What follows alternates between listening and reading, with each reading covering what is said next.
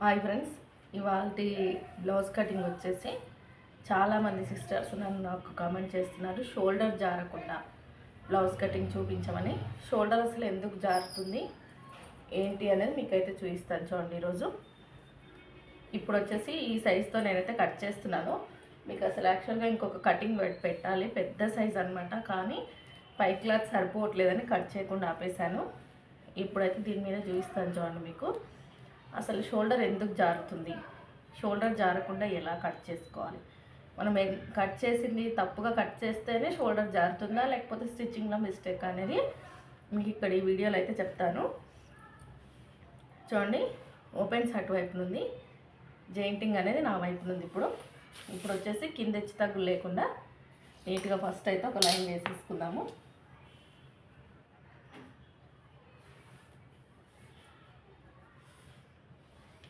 ఈ మార్కర్లో విరిగిపోతున్నాయండి ఇవన్నీ. నాకైతే కింద హెచ్చు తగ్గులు ఏమీ లేదు, సమానంగానే ఉంది. కాబట్టి ఒక 1/2 ఇంచ్ కుట్ల కోసం అయితే కింద వేసేసుకున్నాను. ఇక్కడ వేసేసుకొని మీరు టేప్తో చెక్ చేసుకుంటారా బ్లౌజు, లేదా సైజ్ బ్లౌజ్తో చెక్ చేసుకుంటారా, మీ ఇష్టం. ఎలా చెక్ చేసినా కరెక్ట్గానే వస్తుంది అనమాట. టేప్తో చెక్ చేస్తే ఏంటంటే ఈ కాజా పట్టి ఉంటుంది కదా, ఇది వదిలేసేయాలి. మనం మామూలుగా సైజ్ బ్లౌజ్తో స్పీడ్గా అయిపోతుంది అనమాట. అలానే చూపిస్తాను మీకు చూడండి. బ్యాక్ పార్ట్ ఇలా మిడిల్కి మర్చ్ చేసుకొని ఈ విధంగా ఇక్కడికి టైట్ కుట్లు ఉంది, మనం మిడిల్కి మర్చ్ చేసుకోవాలి. ఫస్ట్ ఈ మిడిల్కి మర్చ్ చేసుకొని ఈ టైట్ కుట్ల దగ్గరికి ఒక మార్కింగు, ఈ ఎక్స్ట్రా క్లాత్ వరకు ఒక మార్కింగ్, మళ్ళీ ఇక్కడ డాట్ వేస్తాం కదా, డాట్ కోసం 1 ఇంచ్ ఎక్స్ట్రా ఎవ్వరికైనా ఈ విధంగా పెట్టేసుకొని ఇక్కడ ఈ చివరన స్ట్రైట్గా ఒక లైన్ వేసేద్దాం.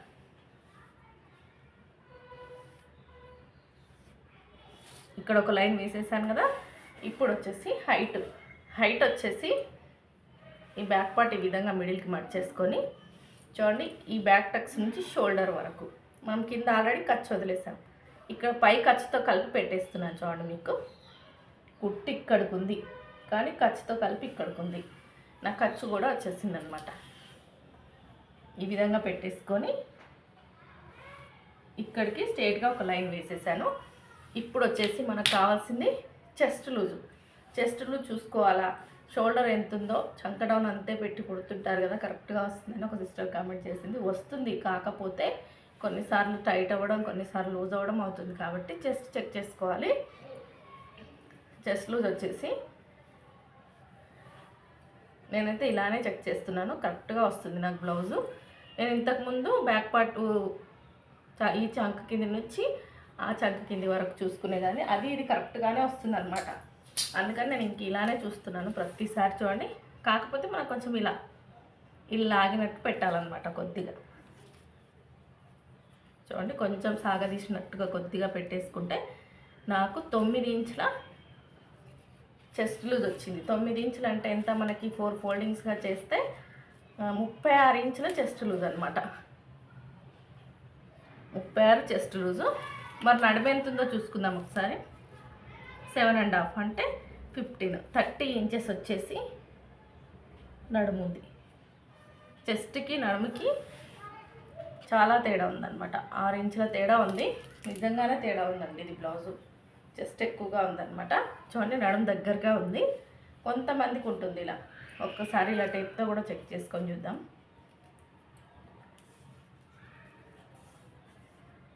కొన్నిసార్లు ఇలాంటి బ్లౌజెస్ వస్తాయన్నమాట, డిఫరెంట్గా ఉన్న బ్లౌజెస్ మనకి వస్తాయి. చూడండి, 30 కరెక్ట్గానే వచ్చింది. చెస్ట్ అయితే మనకి 6 ఇంచులు ఎక్కువగా ఉందన్నమాట. కొన్నిసార్లు ఉంటుంది ఇట్లాంటి సైజు. మరి ఇప్పుడు చెస్ట్ లూజ్ పెట్టేసుకుందాం. ఇక్కడ 9 ఇంచులు. మళ్ళీ ఒకసారి చెక్ చేస్తానండి, ఎందుకైనా మంచిది. మళ్ళీ ఒక్కసారి చూసుకొని పెట్టేస్తాను. నేనేమైనా రాంగ్గా చూసుకున్నాను అనేది తెలియాలి కదా నాకు. లేదండి, కరెక్ట్గానే ఉంది. ఇక్కడికి 9 ఇంచులు ఉంది కదా, మనకి ఇక్కడ 1 ఇంచ్ వచ్చేసి డాట్కి యాడ్ అవుతుంది. దీన్ని కలిపేసుకుందాం మనం లైన్ ఫస్ట్. మరి ఇక్కడ ఖర్చు తగ్గింది కదా, ఇక్కడ ఎక్స్ట్రా ఉంది, ఇక్కడ తగ్గింది. మళ్ళీ క్రాస్గా ఒక లైన్ అయితే ఎక్స్ట్రా పెంచేసుకుంటున్నాను అనమాట. ఈ తగ్గింది ఇక్కడ పెంచేసుకుంటున్నాను. ఖర్చు అనేది 2 ఇంచుల ఖర్చు ఉంటుంది. ఇప్పుడు చెస్ట్ వచ్చేసింది 30 కదా నడుము రోజు. ఇక్కడే మీకు షోల్డర్ జారేది ఇక్కడ కటింగ్ వల్లనే పోతుంది. మీకు చెప్తాను ఇప్పుడు నేను. ఇప్పుడైతే ఫస్ట్ బ్యాక్ పార్ట్ మార్చేసుకొని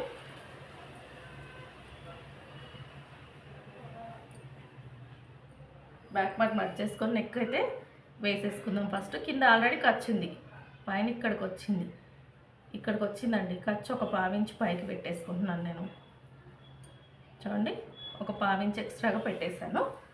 ఇప్పుడు దీనికి నెక్ లూజు ఎంత పెట్టాలి? 30 వస్తే 2.5 పెట్టారనుకోండి మీరు, అయిపోయినట్టే. షోల్డర్ ఖచ్చితంగా జారిపోతుంది, జంప్ అయిపోతుంది షోల్డర్ అనేది.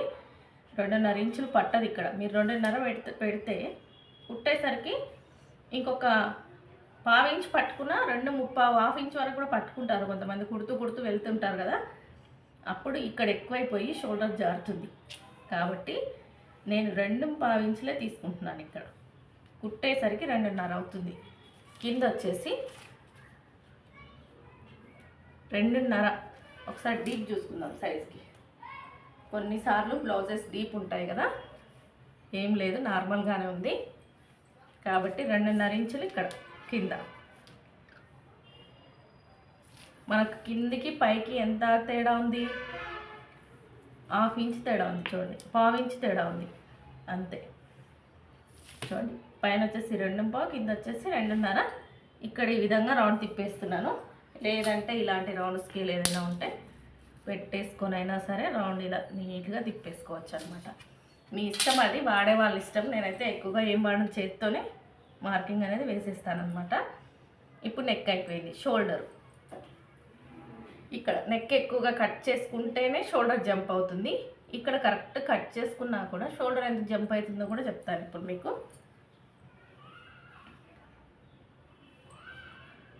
ఇప్పుడు వచ్చేసి ఇక్కడ చూడండి, ఇటు సైడ్ ఖర్చు ఆల్రెడీ వచ్చింది.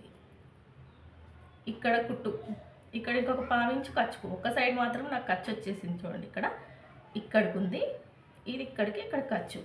మరి చంకడౌను సైజ్ బ్లౌజ్తో ఒకసారి చెక్ చేసుకొని పెట్టేసుకున్న తర్వాత కూడా మనం టేప్తో చెక్ చేసుకోవాలి. చూడండి, సైజ్కి ఇక్కడికి ఉంది, కుట్టేసరికి కొంచెం పైకి. దీన్ని బాక్స్ షేప్ వేసేసుకుందాం ఫస్ట్.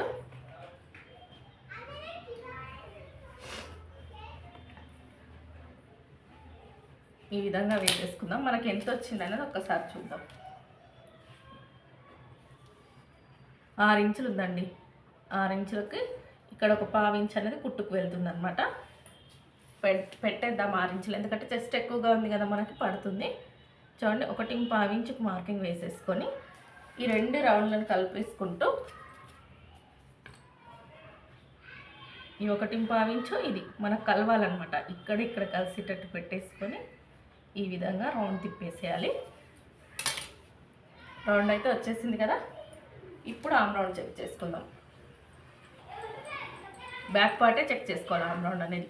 ఇదిగోండి, చంక కింది కుట్టి ఇక్కడికి ఉందన్నమాట. ఇక్కడికి ఉంది, ఈ షోల్డర్ దగ్గర నుంచి ఇక్కడికి.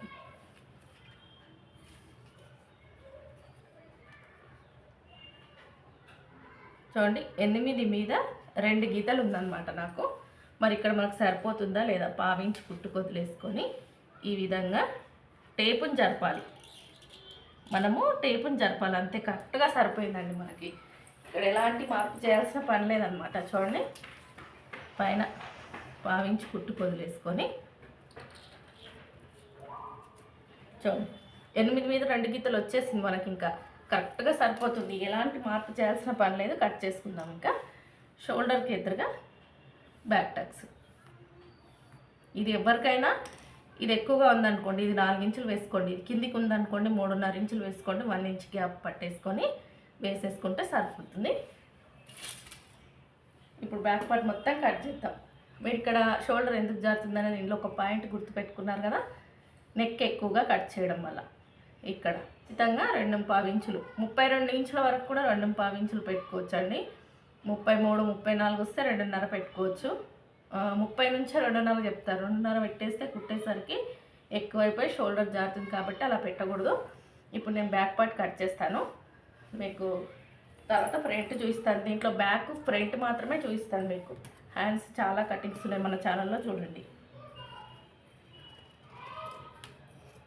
పర్ఫెక్ట్గా కుదురుతుంది బ్లౌజ్ అనేది, ఎక్కడ షోల్డర్ జారడాలు ఏమీ ఉండదన్నమాట.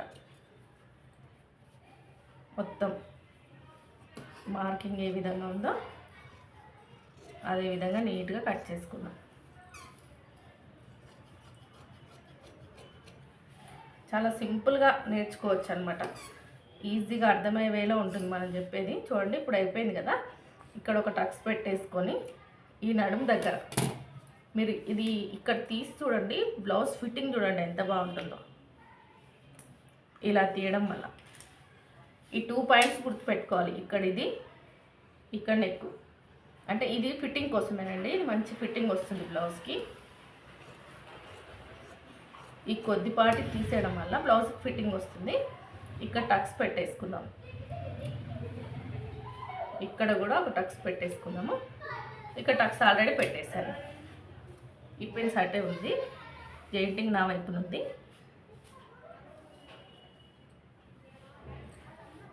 ఈ విధంగా క్రాస్గా వేసుకోవాలి. ఈ ఓపెన్స్ వైపు ఆమ్ రౌండ్ వెళ్ళేటట్టు వేసుకోవాలి. వేసేసుకొని ఇక్కడ సరిపోతుందా లేదా క్లాత్ మనకి, ఎందుకంటే ఇక్కడ కట్ చేస్తాం కదా. ఇక్కడ ముందు నెక్ అనేది పైకి ఉంటుంది, ఇక్కడ కట్ చేసుకో, ఇక్కడ చూసుకోవాలన్నమాట సరిపోతుందా లేదా అని. ఇక్కడ ఈ సైడ్ వైపున సరిపోతుందా లేదా అనేది ఒక్కసారి చెక్ చేసుకొని, ఈ విధంగా మార్కర్ కనిపించట్లేదు, ఇది చిన్నగా అయిపోయింది అనమాట.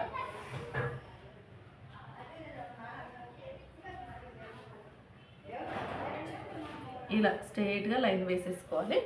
వేసేసుకున్న తర్వాత బ్యాక్ పార్ట్ ఎలా ఉందో అలా మొత్తం మార్కింగ్ వేసేయాలి.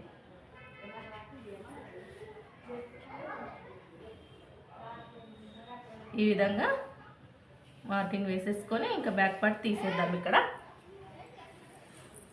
బ్యాక్ పార్ట్ తీసేసుకున్న తర్వాత ఇక్కడ ఆమ్ రౌండ్ దగ్గర చూడండి బాక్స్ షేప్ ఇచ్చేయాలి. ఫస్ట్ ఇలా కరెక్ట్గా ఇవ్వాలన్నమాట. చూడండి ఈ లైన్ అనేది దీంట్లో కలిసిపోవాలి. ఇక్కడ 1/2 ఇంచ్ లోతు అనేది తీసేయాలి ఈ మిడిల్లో. చూసారు కదా, ఇక్కడ 1/2 ఇంచ్ లోతు తీసేసిన తర్వాత ఇప్పుడు వచ్చేసి ఫ్రంట్ హైట్ కంపల్సరీగా బ్లౌజ్లో చెక్ చేసుకునేది ఫ్రంట్ హైట్ అండి. చూడండి ఫ్రంట్ హైట్ ఎలా ఉందో సైజ్కి జస్ట్ ఎక్కువగా ఉంది కదా. బ్యాక్ పార్ట్ కంటే ఫ్రంట్ కొంచెం కిందికి దిగింది అనమాట. ఇక్కడ క్రాస్ బెల్ట్ అనేది కిందికి దిగింది. చూడండి ఈ సైజ్కి అయితే అలా ఉంది, మనం అలాగే తీద్దాము. చూడండి ఇంత తేడా ఉందన్నమాట, చూస్తున్నారు కదా. ఇదిగోండి 1 ఇంచ్ తేడా వచ్చింది. చెస్ట్ ఎక్కువగా ఉంది వీళ్ళకి, అందుకే చెస్ట్ లూజ్ అనేది ఎక్కువగా వచ్చింది. మరి చెస్ట్ చెక్ చేసుకోకుండా కట్ చేస్తారు కదా, ఇలా ఉంటే ఇలా కట్ చేస్తారు, మరి బ్లౌజ్ ఎట్లా సెట్ అవుతుంది. చూడండి బ్యాక్ పార్ట్ కంటే కూడా చెస్ట్ ఫ్రంట్ పార్ట్ అనేది ఎక్కువగా ఉంది. చూడండి దగ్గర 1.5 ఇంచ్ ఎక్స్ట్రా ఉంది. ఇప్పుడు ఫ్రంట్ హైట్ చెక్ చేసుకుందాం మనం. ఇలా బ్లౌజ్ పెట్టేసుకొని చూడండి షోల్డర్ దగ్గర నుంచి ఇక్కడ టైట్ కుట్టు వరకు ఖర్చు లేకుండా 12.5 ఇంచులు ఉందన్నమాట పై ఖర్చు కలుపుకొని. చూడండి నేను ఇంకా 1/2 ఇంచ్ యాడ్ చేస్తున్నాను ఇక్కడ, ఎందుకంటే కింద ఖర్చుకు వెళ్తుంది, పైన ఖర్చు వచ్చేసింది, కింద ఖర్చు రాలేదు కదా. 13 ఇంచులు పెట్టేసుకొని ఇక్కడికి ఒక లైన్ అయితే వేసేస్తున్నాను. ఫస్ట్ వేసేసుకున్న తర్వాత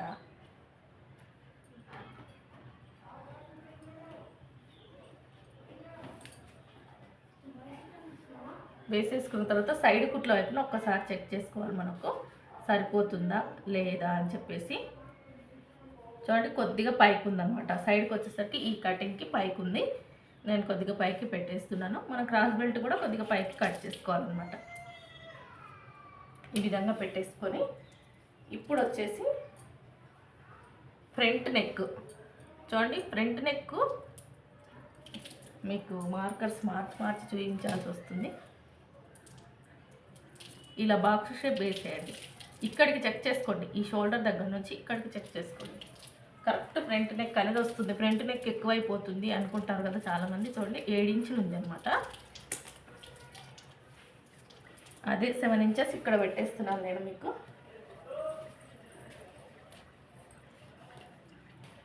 చూడండి ఇక్కడ 7 ఇంచెస్ ఉంది. కరెక్ట్గా నేను గీసింది కూడా 7 ఉందన్నమాట. ఈ విధంగా రౌండ్ తిప్పేసుకోవాలి. ఇక్కడ రౌండ్ తిప్పుకున్న తర్వాత ఇప్పుడు ఒకసారి సైజ్ బ్లౌజ్తో చెక్ చేసుకుందాం.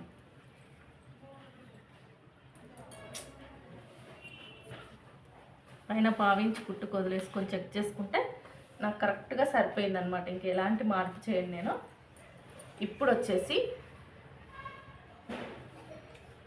కుట్టిన తర్వాత ఎంత ఉంది ఉక్స్ పట్టి అని చూస్తే 3 ఇంచులు ఉందండి. దానికి నేను 1 ఇంచ్ యాడ్ చేస్తాను, నాకు సరిపోతుంది. నా స్టిచ్చింగ్ అయితే ఇక్కడ 1 ఇంచ్ యాడ్ చేస్తే సరిపోతుంది. ఇక్కడ ఈ విధంగా కర్వ్ ఇచ్చేసాను.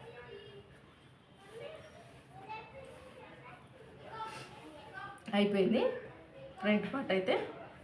ఫ్రంట్ పార్ట్లో ఎక్కడ మిస్టేక్ చేస్తే మనకి షోల్డర్ జారుతుంది అనేది కదా ఇక్కడ. చూడండి ఎక్కడ మిస్టేక్ అంటే అంతా కరెక్ట్గానే కట్ చేసుకుంటున్నాం, అయినా షోల్డర్ జారుతుంది అని అంటే మనం నెక్ కుట్టేటప్పుడు ఫ్రంట్ పార్ట్ మార్కింగ్ అయిపోయింది కదా మనకి. నేను డాట్స్ చూపిస్తాను మీకు. డాట్స్ చూసి కట్ చేసిన తర్వాత ఎందుకు కరెక్ట్గా కట్ చేసినా కూడా షోల్డర్ జారుతుందని చెప్తాను. చూడండి ఫస్ట్ డాట్ వచ్చేసి 2.5 ఇంచులకు స్టార్టింగ్ మార్కింగ్. డాట్ గ్యాప్ వచ్చేసి 2 ఇంచులు సరిపోతుంది. పొడవు వచ్చేసి 3 ఇంచులు అండి ఈ సైజ్కి, ఎందుకంటే ఫ్రంట్ పొడవు అనేది ఎక్కువగా ఉంది కదా. ఇక్కడ ఒక సైడ్ వచ్చేసి మిడిల్లో వస్తుంది. ఇక్కడ వచ్చేసి ఈ డాట్ వేసేసుకుంటే మనకి ఈ డాట్ వచ్చేస్తుంది అనమాట. 4th డాట్ అవసరం లేదు, సైజులో లేదు. మనకి ఇలా రావాలి ఫ్రంట్ పార్ట్ అనేది, ఇలా రౌండ్గా రావాలి కుట్టిన తర్వాత. ఇప్పుడు వచ్చేసి నేను ఇది కట్ చేసిన తర్వాత మీకు ఇంకెందుకు షోల్డర్ జారుతుందనే చెప్తాను. చూడండి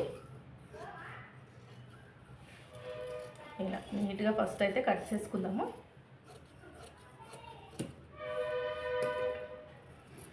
ఎలా మార్కింగ్ ఉందో అలా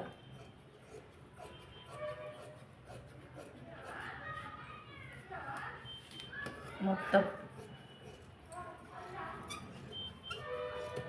మనకు ఫ్రంట్ మార్కింగ్ అయిపోయింది. అయిపోయిన తర్వాత నేను హ్యాండ్స్ క్రాస్ బెల్ట్లు అయితే చూపించట్లేదు ఇక్కడ. చూడండి ఇప్పుడు ఇలా బ్యాక్ పార్ట్ మీద ఫ్రంట్ పార్ట్ పెట్టేసుకుందాం. ఒక్కసారి ఈ విధంగా పెట్టేసుకుంటే ఇలా ఇక్కడ మనకు కొద్దిగా ఎక్స్ట్రాగా ఉంది, ఫ్రంట్ పార్ట్ తీసేస్తున్నాను నేను. మార్కింగ్లో కొద్దిగా తేడా వచ్చింది. ఈ విధంగా తీసేసుకున్న తర్వాత మనము షోల్డర్ జాయింటింగ్ వేస్తాం కదా. కుట్టిన తర్వాత షోల్డర్ జాయింటింగ్ వేసేటప్పుడు ఫస్ట్ స్ట్రేట్గా ఒక కుట్టు వేయాలి. మీకు చూపిస్తాను. ఫస్ట్ స్ట్రేట్గా ఒక కుట్టు వేయాలి. నెక్స్ట్ వేసే కుట్టు ఒక 1/4 ఇంచ్ నెక్ వైపు స్లోప్ ఇచ్చి వేసేయాలి కిందికి. ఈ విధంగా వేసేసుకోవడం వల్ల షోల్డర్ జారే సమస్య తగ్గుతుందన్నమాట డీప్ నెక్ వేసుకునే వాళ్ళకి. అయినా మేము కరెక్ట్గా కుడుతున్నాము, అయినా షోల్డర్ జారుతుంది అని అనుకుంటే మాత్రము మీకు సైజ్ బ్లౌజ్లో చూపిస్తాను. చూడండి సైజ్ బ్లౌజ్తో చూపిస్తాను ఇది మీకు.